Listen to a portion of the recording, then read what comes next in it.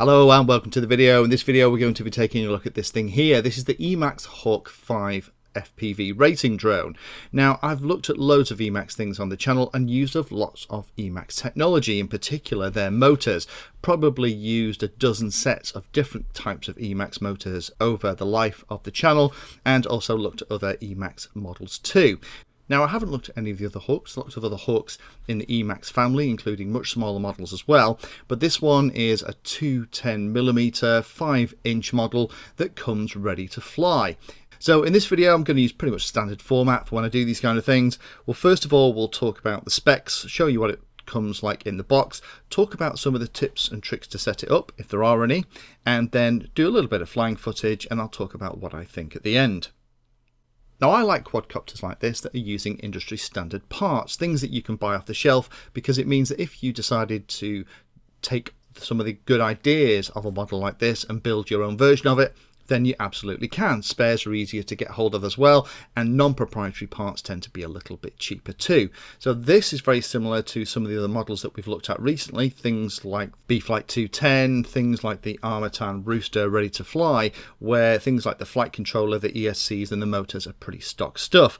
Interestingly, on this one, this is the first time I've been able to get my hands on the new 2206 motors from EMAX, and also these slightly wacky props as well. And I'm interested to see how they perform, because I'm a big fan of the EMAX motors. I've probably used a dozen, 15 sets on different quadcopter builds over the last couple of years. Those little red bottom motors that kept cropping up in my videos just worked, and the 2205-2300 motor is a very good choice for general flying and your first quadcopter build. So the fact that we're all moving up to 2206, I'm kind of interested to see how they perform.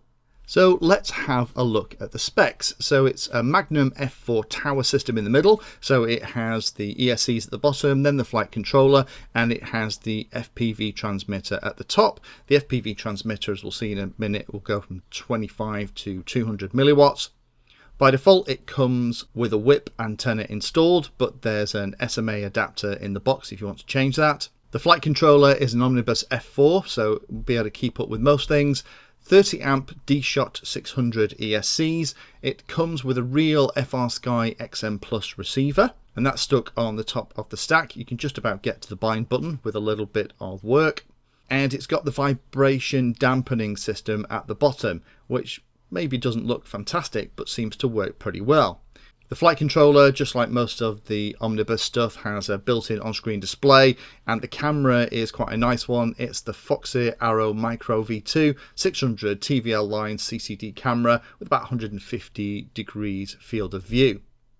And it's funny now that a lot of the quads, the pre-built quads in particular that I'm getting in at the moment, are starting to come with these smaller cameras installed. So rather than it being the mini cameras, the micro cameras seem to be becoming much more common. So I might get a couple of the latest micro Arrow cameras in, just do a little bit of a comparison.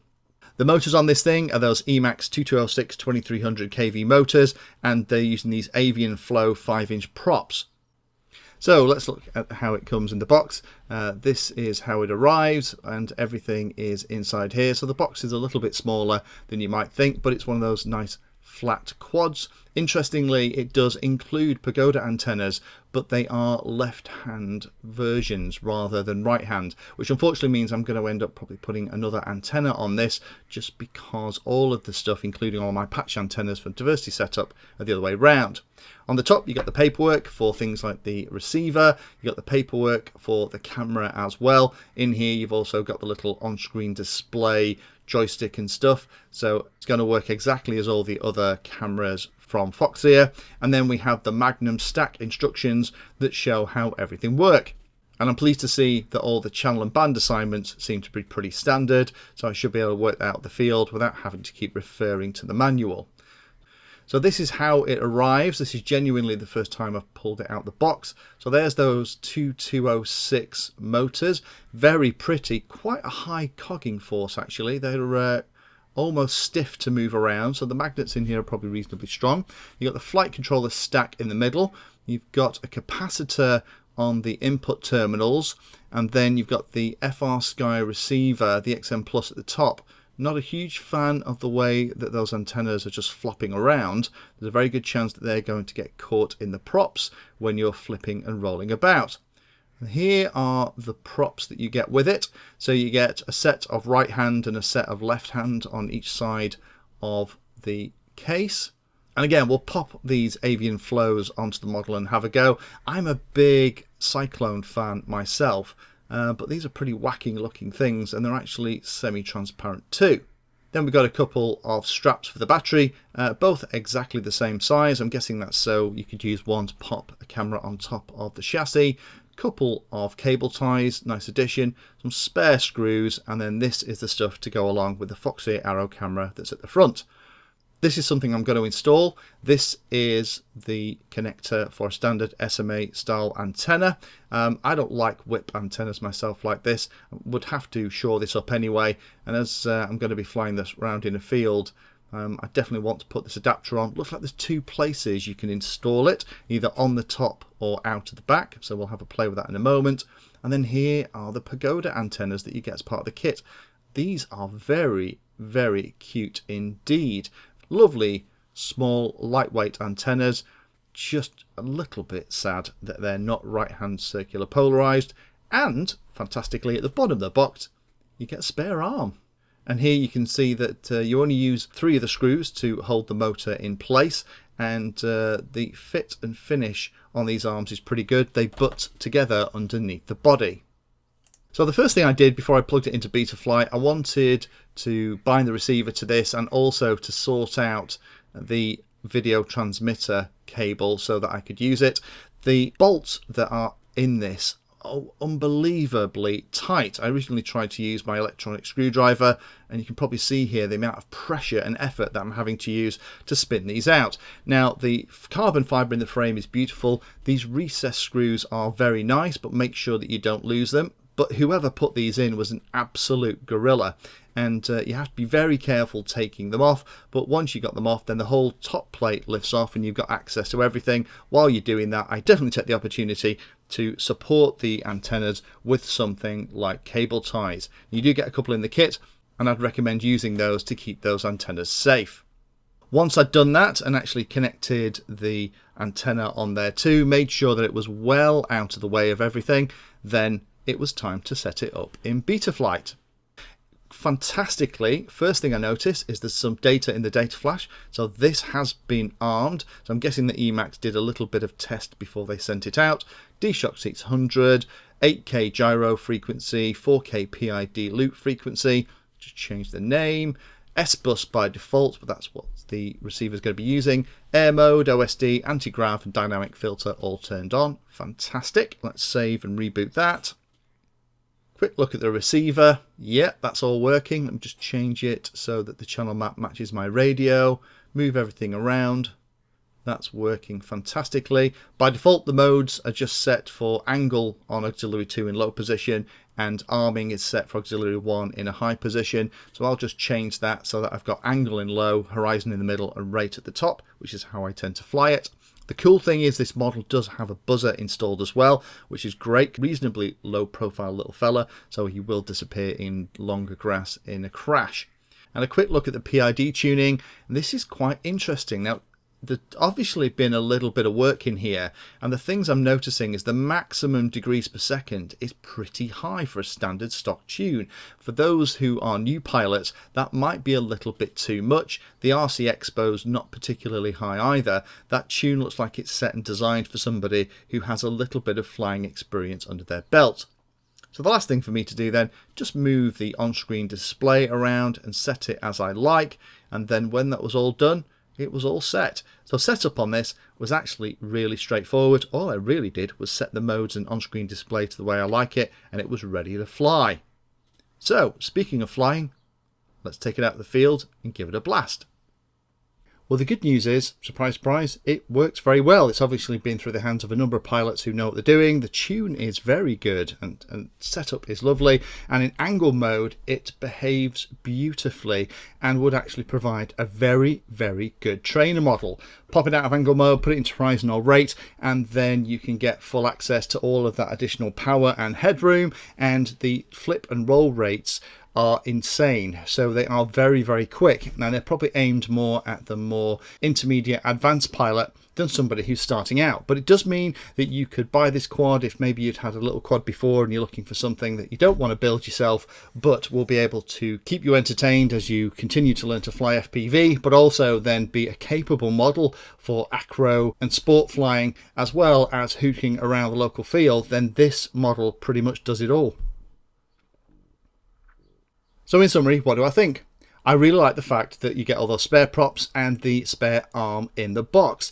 I have had quite a few nasty little crashes with this. I've been putting it through its paces because occasionally those roll rates will catch me out. I forget about it, whack the stick over, and before I know it, I've flipped and I'm in trouble. Now this is how it looks when after one of the last flights that I did on this, and unfortunately the only thing that stopped me flying was the battery strap actually separated. That shows how hard the crash was. The battery was actually ejected from the model and was about a couple of feet away, and the battery strap was completely ripped apart. The only other damage was that the cable tie that I was using to hold the antenna at the top had come undone, but everything was absolutely fine. The arms were fine, the camera was nicely protected, the motors were great, and all the props were fine too. So this is a tough little model. So having that extra arm is great, but I think you'd only really break an arm if you actually physically hit something with it.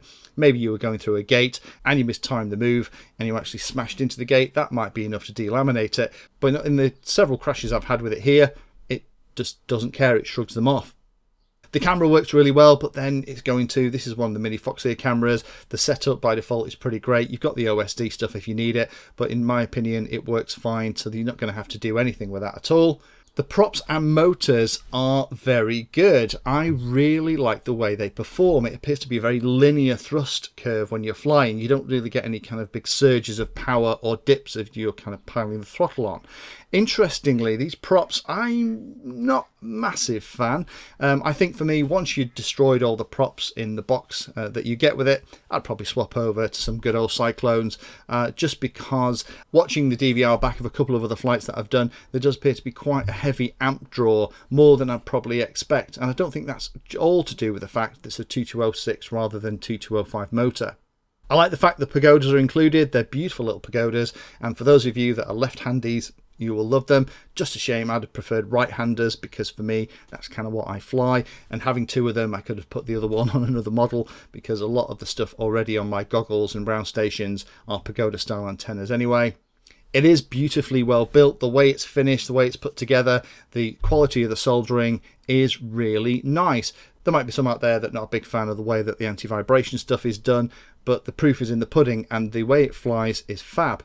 Couple of things to think about though and be aware of. Again, those screws on the top deck, it was the only thing I removed on the entire model, but they did appear to have been installed by a trained gorilla. I had to really put a lot of pressure on that with a decent hex driver to pop them out. And that's great, it means they're not going to come undone, but for those people who aren't using decent quality hex drivers, you know, Allen keys that they got with their IKEA furniture, it's probably going to strip. And unfortunately, the amount of force I was having to use to undo the top deck on mine did mean that the way the antennas are routed by default, it made a perfect little carbon fiber scissor and snipped one of my antennas in half. So that meant I had to pop a spare pair of antennas on the receiver to get flying. So do think about how you're going to route your antennas properly. I routed my two antennas using cable ties, and I put my antenna out the back because this thing always seems to end up on its back when it crashes. Don't know why, it just seems the way I always seem to end up crashing. So you can definitely put the antenna at the top or the antenna sticking out the back. But for me, putting it out the back, make sure that you've got enough cable ties on it, because again, in the crashes that I've had, that's the only other thing that takes a little bit of a hit. And the only last comment is there are no LEDs on this, but to be honest, you're not going to be flying it anything other than FPV anyway, so you don't really need any orientation aids. The fact it's got a buzzer is great, it helps you find it in that long grass. So in summary, I am pretty impressed. EMAX have always made some nice products, and this one continues to impress. If you are looking for a quadcopter, maybe you've been flying something and it's coming to the end of its life, or you want to get into quadcopters and you want to buy something that will not only provide a great learning platform for you for your early stages, but also keep up with you as you get more advanced and want to try some of the more aerobatic moves, then this is a good model to consider. If you found that video useful or like the content, then please hit the like and subscribe button down below. If you want to go the extra step, you can become a Patreon of the Painless 360 channel and help provide support for what I do here. All the videos created here are put into playlists, so if you're interested in a particular topic, have a look at the playlist, and they all are organised in there to make them easier to use. If you're not sure if there's a video for your particular problem or topic you want to know more about, then add Painless 360 to the Google search term that you're interested in, and that should find the video, article or content about the particular thing that you're interested in having a look at.